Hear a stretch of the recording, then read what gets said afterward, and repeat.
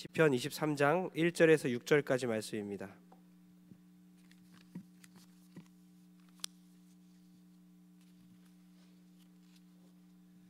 시편 23장 1절에서 6절까지입니다.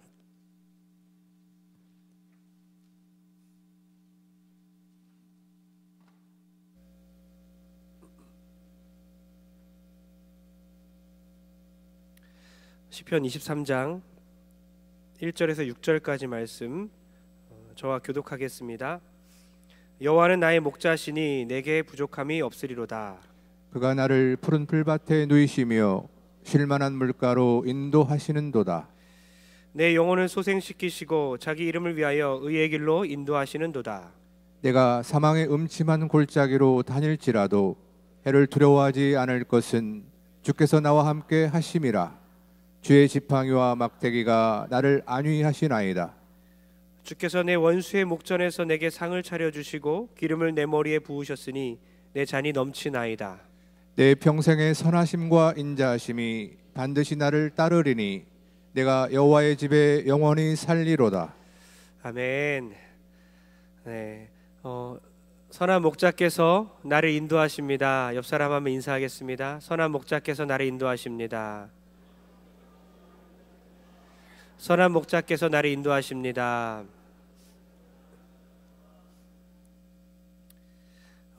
개인 기도하실 때에 매 하면서 기도하신 적 있나요? 양 울음소리를 내면서 기도해 본 적 있어요? 제가 그렇게 기도해 봤습니다. 매 이러면서 하나님께 기도했어요. 하나님, 저는 양입니다. 매 이러면서 목자 되신 주님을 생각하면서 주님 나를 인도해 주세요 하면서 기도했어요. 이렇게 기도하면서 내가 잠시 양이 된 것처럼 생각하고 매 하면서 주님께 기도했더니 정말 다시 내가 정말 양처럼 무능하구나, 양처럼 연약하구나 라는 사실을 다시 한번 느낄 수 있었고, 주님께서 나의 목자 되신 것을 다시 한번 깨닫고 주님을 더 의지할 수 있었습니다. 그래서 또 기도 응답도 하나님이 주셨어요. 우리가 기도할 때 여러분 어디서 기도하시고 있는데 매 소리 나면 저라고 생각하시면 됩니다. 양떼의 목장 가보신 적 있으시죠? 많이 가신 분 많이 있을 것 같은데요. 저도 가봤는데 양떼 목장 가니까 멀리서 밥차가 막 오니까 양떼들이 막 신나가지고 밥 주는 대로 막 뛰어오는 거를 봤어요. 무리지어서 멀리서 오는데 깜짝 놀랐어요. 어떻게 저것을 들을 수가 있지? 양에 대해서 여러 가지를 생각해 봤습니다. 양은 정말 더럽다. 양은 눈이 어둡다. 그런데 양이 귀가 밝네. 우리는 양처럼 참 더럽고 눈은 어둡지요. 그러나 오늘 양처럼 귀를 기울여서 목자 되신 주님 말씀에 경청하여 주께서 주시는 영의 양식을 먹는 우리 모든 성도 되길 주의 이름으로 축원합니다. 우리는 먼저 목자와 양의 관계를 정립하고 들어가야 합니다. 오늘 시편 23편은 다윗의 시인데요, 목자와 양에 대한 이야기가 나오고 있습니다. 그런데 우리는 잘 몰라요. 양에 대해서 잘 모르고 양을 쳐본 적도 없고 거의 없지요. 목자가 돼본 적도 없으시죠. 다윗의 시를 정확히 이해하는 것은 쉬운 것은 아닙니다. 그 당시에 양치기는 어땠는지, 목자는 어떤 존재였는지, 양은 어땠는지를 알아야 합니다. 양을 치는 그 환경도 우리가 이해해야 이 시를 온전히 이해할 수 있어요. 관계부터 우리가 정립해야 되는데, 여러분 하나님과 우리와의 관계를 먼저 생각하면 물어보면 항상 다 답이 다릅니다. 군신 관계를 생각하는 사람이 있어요. 왕과 신하입니다. 그렇게 말하는 분도 있고요. 부모 자식 간의 관계를 말하는 분 많겠죠. 그리고 신랑 신부입니다. 난 주님의 신부예요. 난 주님의 친구입니다. 스승과 제자, 나는 주님의 제자입니다. 그런데 모두 다 중요한 관계이지만 오늘 우리가 기억해야 하는 것은 목자와 양의 관계라는 거죠. 왜냐하면 여러분에게는 목자 되신 주님이 필요합니다. 왜냐하면 우리는 자칫 잘못하면 길을 잃을지도 모르는 연약한 양이기 때문입니다. 양은 길을 잃으면 돌아올 수가 없다는 것이죠. 목자가 양을 찾을 때까지 양은 길을 헤매이다가 늑대밥이 될 것입니다. 그러나 주님은 여러분의 목자가 되십니다. 여러분은 주님의 기르시는 양입니다. 우리 선한 목자 주님께서 우리를 인도하실 줄 믿습니다. 그리고 마침내 쉴 만한 물가로 우리를 인도해 주실 줄 믿습니다. 그래서 하나님과 나와의 관계를 오늘만큼은 시편 23편을 우리가 읊을 때만큼은 목자와 양의 관계로 생각하고 이 시편을 읽었으면 좋겠어요. 다윗은 왜 주님을 목자라고 했을까? 다윗이 양치기 할 때에 다윗은 양이 얼마나 소중한, 자신이 돌보아야 하고 기르는 존재인지를 알고 있었습니다. 얼마나 연약한지도 알고 있었습니다. 다윗은 들짐승에게 양이 공격당할 때에 목숨을 걸고 그 양을 보호했습니다. 다윗은 그래서 골리앗과 싸울 때에 이렇게 고백하는 것이죠. 내가 양을 지킬 때에 사자나 곰이 와서 양 새끼를 물어가면 내가 따라가서 그 입에서 새끼를 건져내었습니다. 마찬가지로 여호와께서 나를 사자의 입에서, 곰의 발톱에서 나를 건져내셨은즉 나를 이 블레셋 사람에게서 건져내시리이다. 그렇게 고백을 합니다. 그러니까 자기가 양들을 목숨을 걸고 지켜서 곰이나 사자가 물어갈 때 그 새끼들을 생명 걸고 구해오는 것, 그때 주님이 나를 지켰다고 믿는 거예요. 다윗은 그렇게 말하면서 주님이 나를 마찬가지로 블레셋 그 골리앗에게서 나를 지켜내실 거라고 믿는 믿음이라는 것입니다. 다윗이 왜 자신을 양이라고 합니까? 다른 동물들도 많은데 사자나 호랑이, 공룡이나 드래곤, 강한 동물들, 그 당시엔 드래곤이 있었나요? 네. 드래곤은 없죠. 어쨌든 강한 동물들, 상상의 동물이나 여러 가지 동물들을 얘기할 수 있는데 지금 양이라고 말한 이유는 뭐라고요? 자신의 무력함을 고백하는 거예요. 스스로 자기를 보호할 수 없는 양, 목자가 없으면 자기를 보호할 수 없는 것을 다윗은 말하고 있는 것입니다. 양의 시력이 약하다고 하지요. 2m 정도밖에 못 본다고 하지 않습니까? 그러니까 바로 앞에밖에 안 돼요. 2m 여기밖에 안 되잖아요. 그러니까 어때요? 앞에 있는 그 양의 궁둥이를 보고 따라가는 거예요. 그래서 이런 실험도 있다고 하지 않습니까? 양이 이렇게 갈 때에 나무 토막을 이렇게 놔요. 나뭇가지를 놓으면 양들이 이렇게 뛰어가죠. 뛰어 넘어가면 뒤에 있는 양도 보면서, 궁둥이 보면서 같이 뛰어가요. 근데 그 나뭇가지를 치웠음에도 불구하고 앞에 양이 뛰니까 계속 있는 것처럼 뛰어간다고 하죠. 그만큼 양은 시력이 약해서 앞에 있는 양만 바라보고 간다는 거예요. 그런 연약함, 시력이 약하고 혼자서는 살아갈 수 없고, 그런 양의 심정으로 목자 되신 주님을 찾고 주님의 보호하심을 바랬다는 것입니다. 저도 이렇게 기도해요. 하나님, 저는 양입니다. 주님의 도우심 없으면 앞에 있는 사람 따라가고, 앞에 있는 미디어 따라가고, 앞에 있는 죄인 따라가고 살아갑니다. 주님, 나를 선한 길로 인도하소서. 하나님, 제가 잘못된 길로 가면 수많은 성도들이 저를 보고 잘못된 길로 따라올 것입니다. 맹인이 길을 인도하면 어디로 가겠습니까? 주님, 나를 도우소서. 주님, 나를 바른 길로 인도하소서. 여러분, 저를 위해 기도해 주시길 바랍니다. 주님 따라갈 수 있도록, 제가 주님만 따라가고 성도님들도 주님만 따라가고, 저와 함께 우리 온 동선교회 식구들이 주님만을 따라가는 그런 식구들이 되기를 축원합니다. 우리 인간은 하나님 없이는 단 하루도 살 수 없는 연약한 존재예요. 그래서 제가 정말 좋아하는 말씀인데요, 사도행전에 보니까 우리는 그분 안에서 살고 움직이며 존재합니다. 얼마나 멋진 말입니까? 우리는 그분 안에서 살며 존재하고 움직입니다. 우리의 호흡조차도 주님께서 허락하지 않으면 숨을 쉴 수 없다는 고백이에요. 젊은 친구들이 나 스스로 강건하다고 말하고 있지만 주님이 허락하지 않으면 다음날 눈을 뜰 수 없는 거예요. 아침에 일어날 수 없는 것입니다.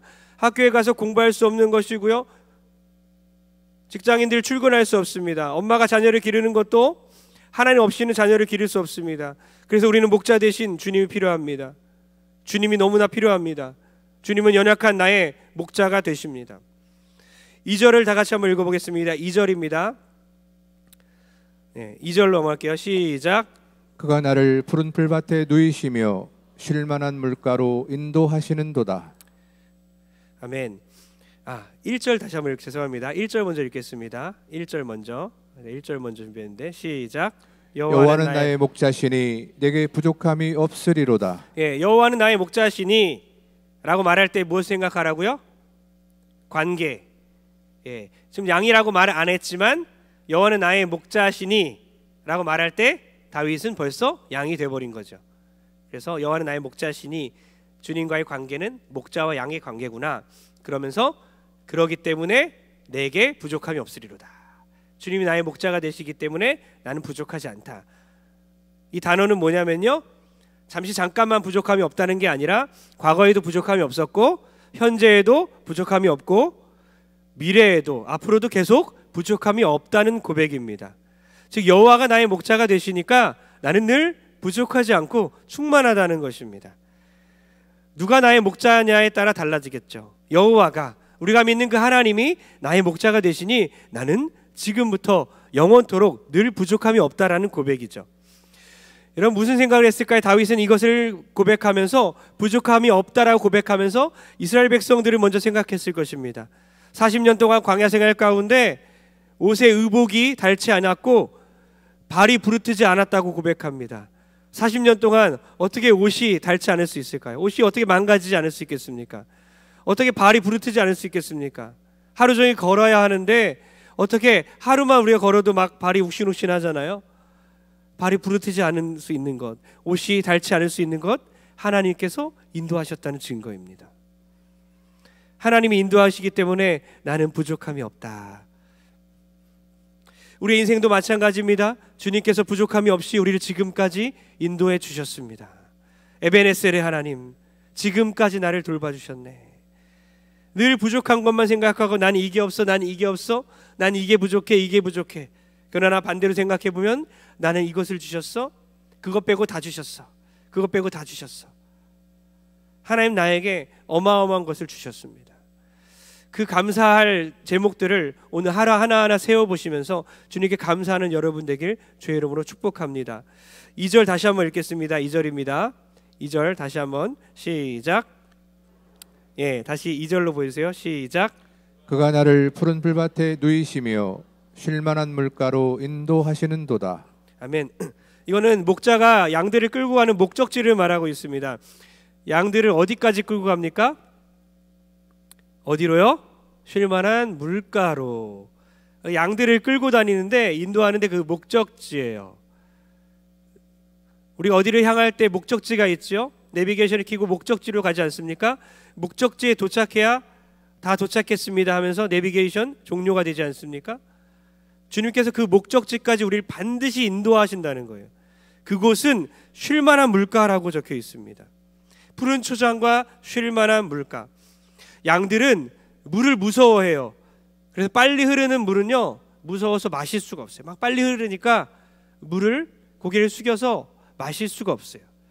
그래서 사실 원어로 따지면 쉴만한 물가보다는 잔잔한 물가입니다. 잔잔한 물가, 잔잔한 물가, 마실 수 있는 물. 목자 되신 주님은 양들이 마실 수 있는 그 잔잔한 물가로 인도하셔요. 양의 연약한 특성은요 하나님을 의존할 수밖에 없는, 목자를 의존할 수밖에 없는 그 존재임을 다시 한번 말해주고 있는 거예요. 여러분 교회 왜 다니시죠? 일하려고 다닙니까? 일하려고 다니는 분들 꼭 말씀해 주세요. 저에게, 장로님들에게, 목사님들이 꼭 얘기해 주세요. 일 같습니다. 나는 지금 일만 하고 있는 존재 같아요. 쉬셔야 합니다. 쉬어야 돼요. 교회에서 제일 중요한 것이 뭡니까? 교회에서 할 일이 많아서 해결해 주십시오. 그래서 여러분이 오는 건가요? 아니에요. 제일 중요한 것이 뭡니까? 꼴을 먹는 거예요. 목자가 주시는 물을 마시고 목자가 주시는 풀을 뜯어 먹는 것이 교회에 오는 목적입니다. 주님은 우리를 그곳으로 인도하기 원하는 거예요. 일만 하라고 막 등 떠미는 것이 아니라 주님이 우리를 인도하는 최종 목적지는 쉴만한 물가, 잔잔한 물가입니다. 푸른 초장이라는 거예요. 꼴을 먹게 하기 원하시고요, 물을 마시기 원하시는 거예요. 풀을 뜯기 원하시는 거예요. 이 교회, 우리 동선교회는 쉴만한 물가가 돼야 합니다. 힘들고 지쳤던 우리의 영혼이 쉴 수 있는 공간, 사회에서 찢기고 상처받은 우리 모든 성도들의 영혼이 쉴 수 있는 곳, 부모의 사랑을 못 느끼고 힘들어하는 상처받은 그런 다음 세대들이 부모의 사랑을 느낄 수 있는 곳, 공부와 취업, 결혼이라는 막중한 업무 때문에, 의무 때문에 지쳐있는 그 청년들이 숨을 쉴 수 있는 곳, 공부에 남편들 또 사회적인 책임 때문에 압박감을 받을 때에 그 무거운 어깨를 잠시 풀 수 있는 곳, 아내들 육아와 살림에 지쳐있던 그 몸과 영혼들이 와서 쉼을 얻고 위로를 받는 곳, 그것이 우리 교회가 될 줄 믿습니다. 교회는 물가와 같아요. 잔잔한 물가입니다. 공급받고 사랑받고 목자 되신 그 주님의 사랑을 받는 곳이죠. 저도 그런 역할을 해야 되는 거예요. 목사님을 만나면 공급을 받는 것. 저희를 찾아올 때 먼저 뭔가 불만이 있어서 찾아오면 힘든 거예요, 서로. 시작부터 뭔가 삐그덕삐그덕. 그러나 위로를 받고 싶어서 오고, 기도받으러 오고, 상담받으러 오고, 기도 제목 공유하러 오고, 그렇게 진심으로 다가오는 모든 사람들은요, 다 좋은 마음으로 돌아가는 걸 제가 느껴요. 저희 능력이 아니라 그렇게 마음 열고 다가올 때 저는 하나님의 마음으로 그분을 보기 때문에 사랑할 수밖에 없어요. 축복하고 기도해주고, 제가 할 수 있는 게 그거밖에 없거든요. 그래서 누구든지 목양의 문턱이 낮기 때문에 누구든지 왔으면 좋겠어요. 많이 찾아오시기도 하고요. 목양실로 오시는 분들, 또 기도받으러 오시는 분들, 전화 통화하면 자신의 연약함을 알려주시고 또 기도받고. 여러분, 하나님께서 여러분에게 공급하기 원하세요. 사랑을 주기 원하시는 거예요. 그리스도의 군사, 종, 일꾼, 이것이 늘 먼저 생각나는 분들, 아마 그런 분들이 여럿 있을 것 같아요. 늘 교회 생각하면, 자신의 존재를 생각하면 교회 일꾼, 교회 종, 군사, 늘 그런 사람은 지칠 수밖에 없어요. 그러나 자기가 먼저 양이라고 생각하는 사람들, 늘 꼴을 먹으며 푸른 초장에 눕고 쉴 만한 물가에 있는 사람들은요, 언제나 건강하게 사명을 쫓아 살아갈 줄 믿습니다. 그래서 우리는 공급받아야 해요. 주님으로부터 공급을 받아야 한 줄 믿습니다.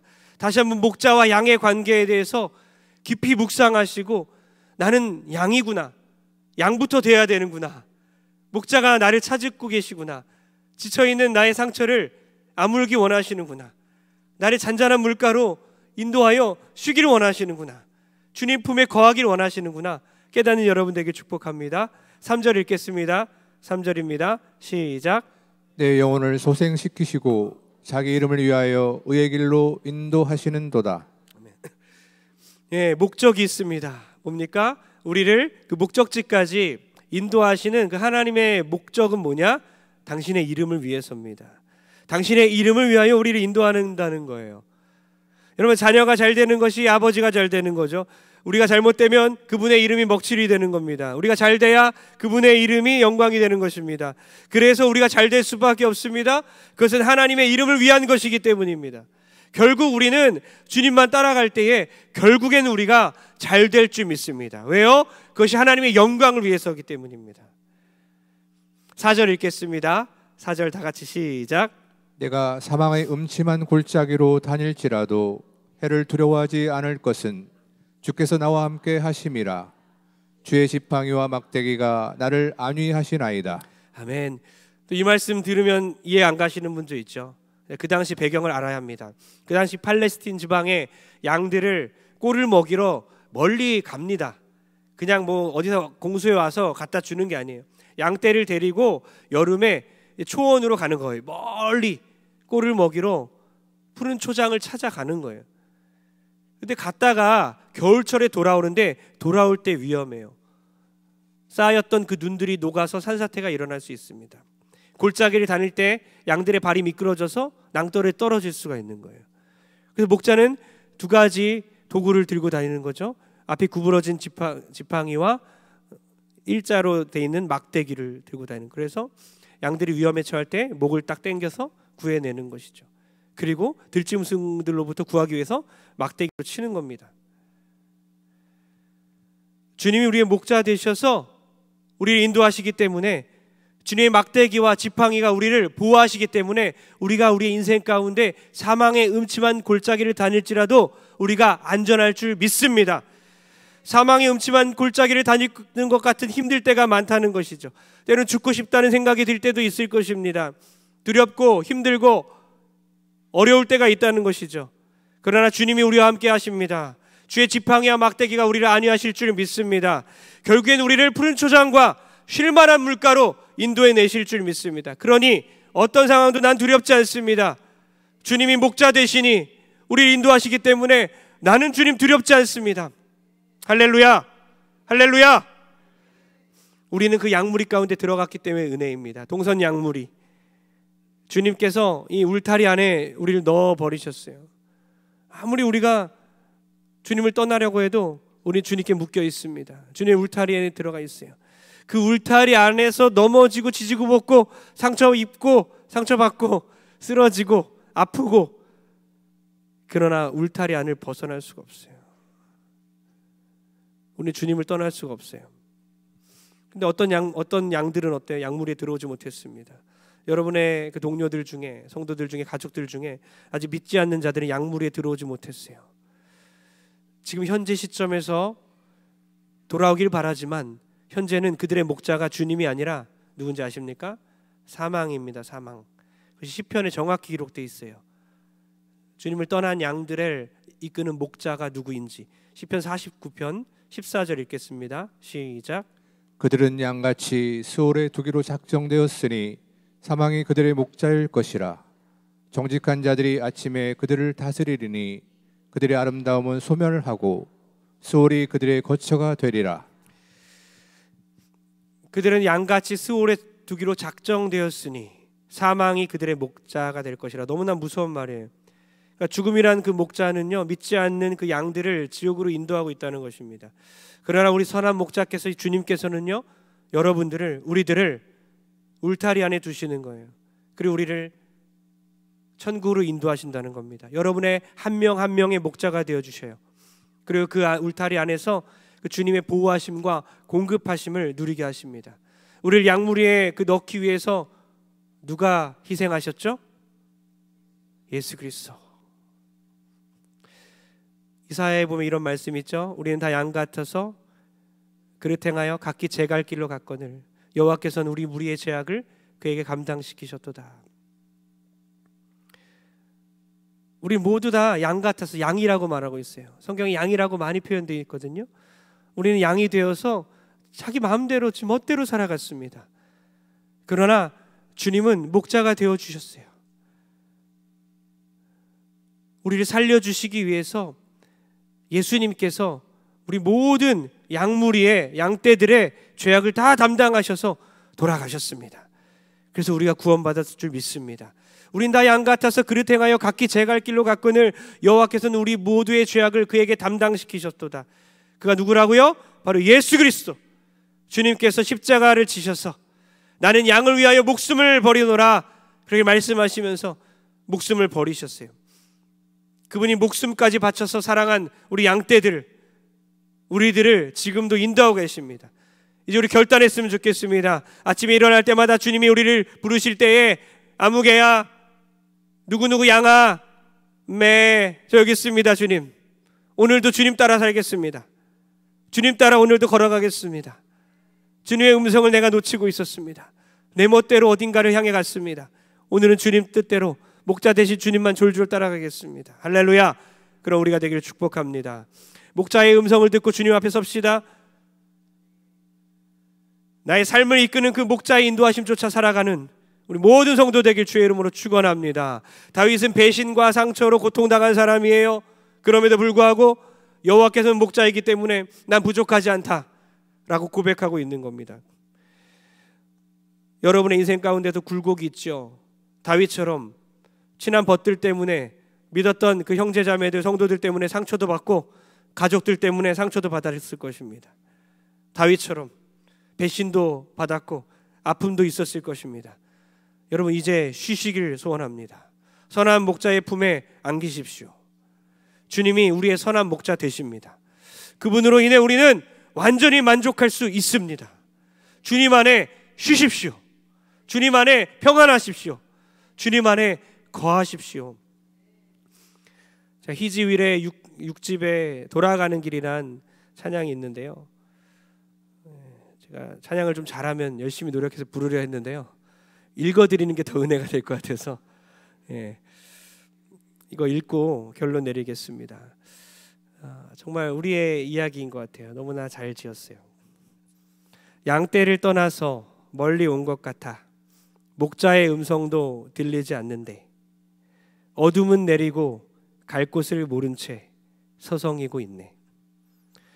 목자의 음성이 싫어 멀리 왔는데 내 맘대로 가면 행복할 줄 알았지. 가고 또 가도 더 목이 마르고 내가 원하던 곳은 이곳이 아닌데 돌아갈 수 있을까?